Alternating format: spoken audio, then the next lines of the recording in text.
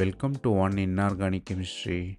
Here we are going to find hybridization and shape of SO3 molecule with the help of 3D animation.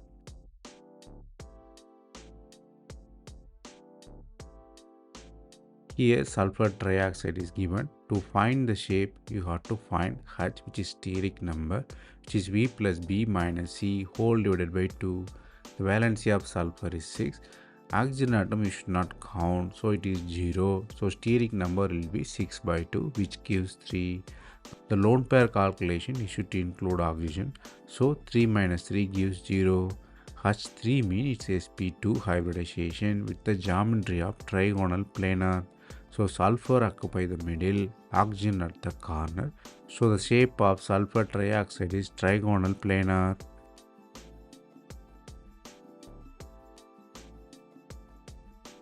That's all from this video.